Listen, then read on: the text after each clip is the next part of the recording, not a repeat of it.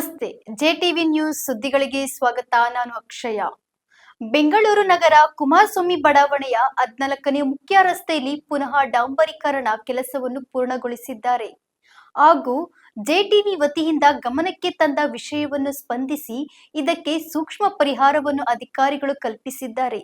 ಹೌದು ವೀಕ್ಷಕರೇ, ಬೆಂಗಳೂರು ನಗರ ಕುಮಾರಸ್ವಾಮಿ ಬಡಾವಣೆ 14ನೇ ಮುಖ್ಯ ರಸ್ತೆ ಬದಲಾವಣೆ ಕ್ಷೇತ್ರ ವಾರ್ಡ್ ನಂಬರ್ 181 ಇತ್ತೀಚಿನ ದಿನಗಳಲ್ಲಿ 14ನೇ ಮುಖ್ಯ ರಸ್ತೆಯ ಡಾಂಬರೀಕರಣ ಅಂದರೆ ಹೊಸದಾಗಿ ಟಾರ್ ಹಾಕುವುದಾಗಿ ಹೇಳಿ 25 ದಿನಗಳ ಹಿಂದೆ ಪ್ರಮುಖ ರಸ್ತೆಯಾದ 14ನೇ ಮುಖ್ಯ ರಸ್ತೆಯಲ್ಲಿ ಜೆಸಿಬಿ ಯಂತ್ರದಿಂದ ರಸ್ತೆಯ ಮೇಲ್ಪದರವನ್ನು ಕರೆಯಲಾಗಿದ್ದು, ಈ ಬಗ್ಗೆ ನಮ್ಮ ಜೆಟಿವಿ ವತಿಯಿಂದ ರಸ್ತೆ ಹಾಳಾಗಿದೆ ಎಂದು ಅಧಿಕಾರಿಗಳ ಗಮನಕ್ಕೆ ತಂದಿರುತ್ತೇವೆ. ಈ ರಸ್ತೆಯಲ್ಲಿ ದ್ವಿಚಕ್ರ ವಾಹನ ಸವಾರರು ಪ್ರತಿನಿತ್ಯ 3 ರಿಂದ 4 ಜನ ರಸ್ತೆಯಲ್ಲಿ ಬಿದ್ದು ಅಪಘಾತವನ್ನು ಮಾಡಿಕೊಂಡಿರುತ್ತಾರೆ.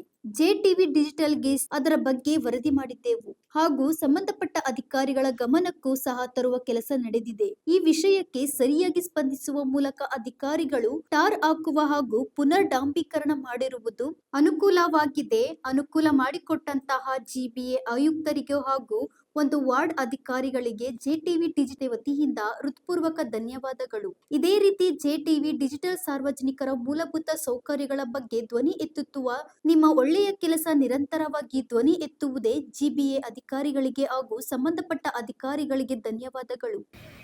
ಒಂದು ತಿಂಗಳಿಂದ ಒಂದು 20-25 ದಿವಸದಿಂದ ರಸ್ತೆ ಹಾಳಾಗಿತ್ತು. ಹೆಚ್ಚು ಕಮ್ಮಿ ಒಂದು ತಿಂಗಳಿಂದ ಹಂಗೆ ಇತ್ತು.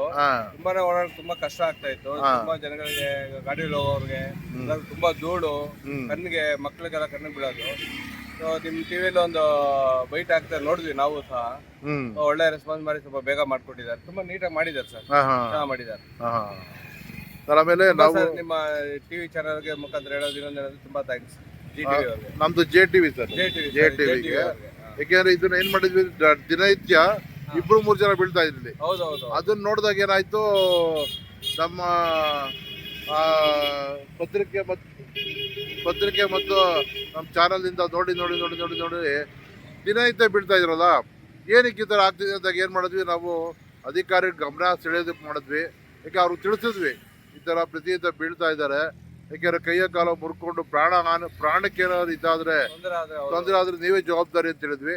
ಹಾಗಾಗಿ ಅಧಿಕಾರಿಗಳು, ಯಾಕೆ ನಮ್ಮ ಜಿಬಿಎ ಕಮಿಷನರ್ ಆಗಿರ್ಬೋದು, ನಮ್ಮ ಈ 181 ವಾರ್ಡು ಅಧಿಕಾರಿಗಳಾಗಿರ್ಬೋದು, ಜಿಬಿಎ ಸ್ಪಂದಿಸಿ ಕೆಲಸ ಮಾಡಿದ್ದಾರೆ. ಅವ್ರಿಗೆ ಏನಂತ ಹೇಳ್ತೀರಾ ಸರ್? ತುಂಬಾ ಧನ್ಯವಾದ ಹೇಳ್ತೀನಿ. ಯಾಕಂದ್ರೆ ತುಂಬಾ ನೀಟಾಗಿ ಮಾಡಿದ್ದಾರೆ. ನೀವು ಆಕ್ಚುಲಿ ಹೇಳಿದ ತಕ್ಷಣ ಕೆಲಸ ಮಾಡಿದಾರಲ್ಲ, ತುಂಬಾ ಒಳ್ಳೆ ಕೆಲಸ ಮಾಡಿದಾರಲ್ಲ. ಹಾಗೆ ನಮ್ಮ ಕಡೆಯಿಂದ ಜೆಟಿವಿ ಇಂದನೂ ಅವ್ರಿಗೆ ಧನ್ಯವಾದಗಳು. ಎಲ್ಲ ಅಧಿಕಾರಿಗಳಿಗೂ ಹೇಳ್ತೀವಿ ಸರ್, ನಮ್ಮ ಕಡೆಯಿಂದ ತುಂಬಾ ಧನ್ಯವಾದಗಳು ಸರ್. ಸರ್, ಆಮೇಲೆ ಇನ್ನೊಂದು, ರಸ್ತೆ ಇವಾಗ ಚೆನ್ನಾಗಿದೆ, ಸಾರ್ವಜನಿಕರಿಗೆ ಏನ್ ಹೇಳ್ತೀರಾ? ರಸ್ತೆ ಚೆನ್ನಾಗಿದೆ, ಸ್ಪೀಡಾಗಿ ಬರ್ತಾರಲ್ಲ, ಅವ್ರಿಗೆ ಏನ್ ಹೇಳ್ತೀರಿ? ಜನಗಳು ಸ್ವಲ್ಪ ಸಮಾಧಾನದಿಂದ ನಿಧಾನವಾಗಿ ಬರೋದು ಒಂದು ಕಲಿಬೇಕು. ಆಮೇಲೆ ಎಲ್ಲದಲ್ಲೂ ಸೈಡಲ್ಲಿ ಗಾಡಿ ಪಾರ್ಕ್ ಮಾಡ್ಬಿಡ್ತಾರೆ. ಇನ್ನೊಂದೇನಂದ್ರೆ ಸ್ವಲ್ಪ ಅಲ್ಲಿ ಒಂದು ಹಂಪ್ ಇದೆಯಲ್ಲ, ಹಂಪು ತೆಗ್ಸಿದ್ದಾರೆ. ಅದೊಂದು ಹಾಕ್ಸಕ್ಕೆ ಹೇಳ್ಬೇಕು. ಎಳ್ನೀರ್ ಗಾಡಿ ಇತ್ತಲ್ಲ, ಅಲ್ಲಿ ತೆಗ್ಸ್ಬಿಟ್ಟಿದ್ದಾರೆ ನೋಡಿ, ಟರ್ನಿಂಗ್ ಅಲ್ಲ. ಅದೊಂದು ಮಾತ್ರ ನೀಟಾಗಿ ಮಾಡಕ್ಕೆ ಹೇಳಿ. ಸೊ ಇಲ್ಲೇನಾಗಿದೆ ಅಂದ್ರೆ, ನಮ್ಮ ಸಾರ್ವಜನಿಕರಿಗೆ ರಸ್ತೆ ಹಾಳೋಗಿದ್ರೆ ಒಂಥರ ಕಷ್ಟ, ರಸ್ತೆ ರೆಡಿ ಮಾಡಿದ್ರೆ ಒಂಥರ ಕಷ್ಟ. ಯಾಕೆ ಅಂದ್ರೆ ರ್ಯಾಶ್ ಡ್ರೈವಿಂಗು, ರಸ್ತೆ ಚೆನ್ನಾಗಿದೆ, ಸ್ಪೀಡಾಗಿ ಬರ್ತಾರೆ. ಅಂತವ್ರಿಗೆ ಏನ್ ಹೇಳ್ತೀರಿ ಸರ್? ಅವ್ರವ್ರ ಜೀವನ ಮೇಲೆ ಅವ್ರವ್ರಿಗೆ ಕಾಳಜಿ ಇರಬೇಕು, ಸಮಾಧಾನದಿಂದ ಬರ್ಬೇಕು, ಅಷ್ಟೇ ಬಿಟ್ರೆ. ಕಾಳಜಿ ಇರೋದಕ್ಕಿಂತ ಇವತ್ತು ಪಾದಚಾರಿ ನಡ್ಕೊಂಡು ಹೋಗ್ತಾ ಇರ್ತಾರೆ, ವಯಸ್ಸಾಗಿರೋ ಬರ್ತಾ ಇರ್ತಾರೆ, ಇವ್ರು ಸ್ಪೀಡಾಗಿ ಬರ್ತಾರೆ. ಅಂತವ್ರಿಗೆ ಏನ್ ಹೇಳ್ತೀರಿ? ಅಂತವ್ರಿಗೆ ಸರ್ ಏನಂದ್ರೆ, ಈಗ ಈ ಕಾಲದಲ್ಲಿ ಜನಗಳಿಗೆ, ಜಿಂಜಿ ಹುಡುಗರಿಗೆ ಏನು ಹೇಳಕ್ಕಾಗಲ್ಲ. ಅವ್ರು ಸಿಕ್ಕಾಪಟ್ಟೆ ಸ್ಪೀಡ್ ಬರ್ತಾರೆ. ಸ್ವಲ್ಪ ಮನೆಯಲ್ಲಿ ಸ್ವಲ್ಪ ತಿಳುವಳಿಕೆ ಹೇಳ್ಬೇಕು. ನಮ್ಮ ನಡ್ಕೊ ಪಾದಚಾರಿಗಳಿಗೆ ಏನಂದ್ರೆ, ಆದಷ್ಟು ಫುಟ್ಪಾತ್ ಅಲ್ಲಿ ಹೋಗಿ, ಈ ಗಾಡಿಗಳು ಅತಿ ಹೆಚ್ಚಾಗಿರೋದ್ರಿಂದ ಸ್ವಲ್ಪ ಬಂದು ಇದಾಗ ಚಾನ್ಸಸ್ ಜಾಸ್ತಿ ಇರುತ್ತೆ. ಹಂಗಾಗಿ ಸ್ವಲ್ಪ ನಿಧಾನ ಫುಟ್ಪಾತ್ ಮೇಲೆ ಓಡಾಡಿ ಅಂತ ಹೇಳಕ್ ಇಷ್ಟಪಡ್ತೀನಿ. ಬಟ್ ಜಾಗ ಇದೆ, ಮಾಡಿದ್ದಾರೆ, ನೀಟಾಗಿ ಮಾಡಿದ್ದಾರೆ. Okay sir. ಸರ್, ಆಮೇಲೆ ಇನ್ನೊಂದು, ಈ ಸ್ಪೀಡಾಗಿ ಬರೋರಿಗೆ ಪೊಲೀಸ್ನವ್ರಿಗೆ ಏನು ಹೇಳ್ತಿದ್ದೀರಿ? ಪೊಲೀಸರು ಸರ್, ಅವ್ರು ಸ್ವಲ್ಪ ಟ್ರಾಫಿಕ್ ಪೊಲೀಸರು ತಗೊಂಡು ಅವ್ರನ್ನ ಸ್ವಲ್ಪ ಚೆನ್ನಾಗಿ ಯಾರು ಐಡೆಂಟಿಫೈ ಮಾಡಿ ದಯವಿಟ್ಟು ಫಸ್ಟ್ ಅಂತವ್ರನ್ನ ಹಿಡಿಬೇಕು. ಅಲ್ಲ, ಅದಕ್ಕೆ ಪೊಲೀಸ್ನವರು, ಯಾಕೆಂದ್ರೆ ಇವಾಗ ರಸ್ತೆ ಚೆನ್ನಾಗಾಗಿದೆ, ರಸ್ತೆ ಚೆನ್ನಾಗಾದಾಗ ಇನ್ನೊಂದು ಸಮಸ್ಯೆ ಸ್ಟಾರ್ಟ್ ಆಗುತ್ತೆ. ಸ್ಪೀಡಾಗಿ ಬರೋವಂಥದ್ದು ಮತ್ತೆ ರ್ಯಾಶಾಗಿ ಓಡಿಸೋವಂಥದ್ದು ಇರುತ್ತೆ. ಅದನ್ನ ಪೊಲೀಸ್ನವರು ಸ್ವಲ್ಪ ಕಂಟ್ರೋಲ್ ಮಾಡಲಿ ಅಂತ ತಾವು ಹೇಳ್ತಾ ಇದ್ದೀರಿ. ಸರ್, ಇವಾಗ ISRO layout 14th main road ಚೆನ್ನಾಗಿದೆಯಲ್ಲ, ಸಂತೋಷ ಆಯ್ತಾ? ತುಂಬಾ ಸಂತೋಷ ಆಯ್ತು ಸರ್. ತಮ್- ಹೇಳಿದ್ನಲ್ಲ, ಆ, ಇವಾಗ ನೋಡಿ ಮೇಲೆ ನಡ್ಕೊಂಡ್ ಬಂದೆ ಅಲ್ಲಿಂದ. ಆ, ಎಷ್ಟು ನೀಟಾಗಿ ಆರಾಮಾಗಿದೆ, ತೊಂದರೆ ಇಲ್ಲ. ಹ್ಮ್ ಜನಗಳಿಗೂ ತುಂಬಾ ಅನುಕೂಲ ಆಗಿದೆ ಸರ್. ಹ್ಮ್ ತುಂಬಾ ಧನ್ಯವಾದಗಳು. ಅರೆ ಮೊದ್ಲು ಎಷ್ಟಿತ್ತು ಸರ್? ಮೊದ್ಲು ತೊಂದರೆ ಆಯ್ತಲ್ಲ? ಸಿಕ್ಕಾಪಟ್ಟೆ ತೊಂದರೆ ಆಯ್ತು ತೊಂದರೆ ಆಯ್ತು. ಮಕ್ಕಳಿಗೆ. ನಮಗೆ ನಾವು ನಡ್ಕೊಂಡೋದಾಗ ನಮಗೆ ಕಣ್ಣಿಗೆ ಧೂಳು ಬೀಳೋದು, ಹಾ ಸಣ್ಣ ಸಣ್ಣ ಕಲ್ಲು ಎಗರೋದು. ಹ್ಮ್ ಸೊ ಹಂಗಾಗಿ ಸ್ವಲ್ಪ ನೀಟಾಗಿ ನೀವು ಮಾಡಿದಕ್ಕೆ ಹಾ ನಿಮ್ಮ ಜೆ ಟಿವಿಗೆ ಹಾ ತುಂಬಾ ಧನ್ಯವಾದಗಳು. ಆಮೇಲೆ ಗಾಡಿಗಳು ವೆಹಿಕಲ್ ಬೀಳ್ತಾ ಇದ್ರು ಪಾಪ, ತುಂಬಾ ಸ್ಕಿಟ್ ಆಗ್ತಿತ್ತಲ್ಲ? ಸ್ಕಿಟ್ ಆಗ್ತಾ ಇದೆ ಹಂಗೆ. ಹಾ ಹಾ ನಾವು ಕಣ್ಣಾರೆ ನೋಡಿದೀವಿ. Okay sir. ಆ ಕಾಂಟ್ರಾಕ್ಟರ್ಗೂ ಮತ್ತೆ ನಮ್ಮ GBA ಕಮಿಷನರ್ಗೂ ಮತ್ತೆ GBA ನಮ್ಮ ವಾರ್ಡಿನ 181 ವಾರ್ಡಿನ ಎಲ್ಲ ಇಂಜಿನಿಯರ್ಗೂ ಇದಕ್ಕೆ ಸಂಬಂಧಪಟ್ಟ ಯಾರ್ಯಾರು ಇದಕ್ಕೆ ಸಂಬಂಧಪಟ್ಟು ಅವ್ರ ಗಮನಕ್ಕೆ ನಾವು ತೊಗೊಂಡೋಗಿದ್ವಿ. ಅವ್ರು ಇದನ್ನು ಮುಂದೆ ಏನು ಅನಾಹುತ ಆಗಬಾರ್ದು ಅನ್ನೋದಕ್ಕೋಸ್ಕರ ಬೇಗ ಮಾಡಿದ್ದಾರೆ. ಅವ್ರಿಗೂ ಸಹ ನಮ್ಮ JTV ವತಿಯಿಂದ ಧನ್ಯವಾದ ತಿಳಿಸ್ತಾ ಇದ್ದೀವಿ. ನಾವು ತಮ್ಮ ಹೆಸರು? ಸರ್ ಶೇಖರ್ ಅಂತ. ಶಂಕರ್. ಇದು ಸಳಿಕ್ರ ಸರ್?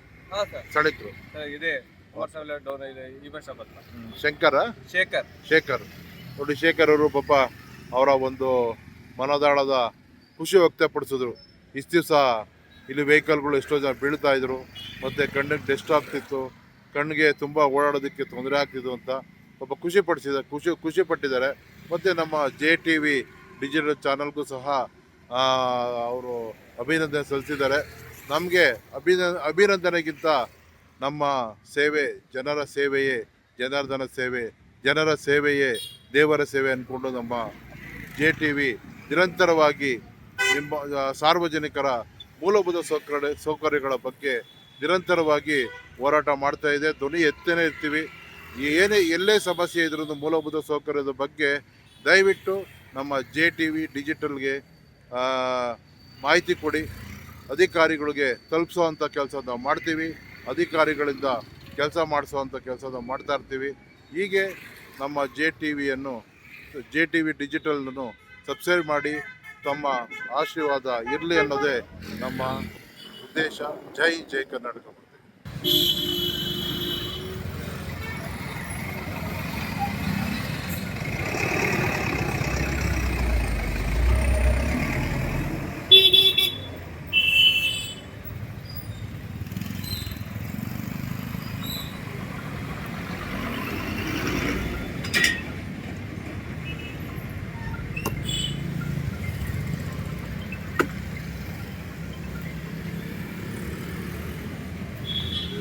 ಇದು ತಾರು ಮುಗೀತಪ್ಪ? ತಾರು ಮುಗೀತಾ ಎಲ್ಲ ಫುಲ್ಲು?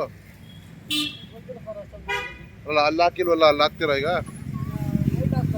ನೈಟ್ ಹಾಕ್ತಾರಾ? ಇಲ್ಲೇನು ಹಾಕ್ತಿದ್ದೀರಪ್ಪ ಇದು? ಹಾಂ ಹಾಂ ಎಷ್ಟು ಏನು ಪ್ರಾಬ್ಲಮ್ ಆಗೈತೆ ಇಲ್ಲಿ?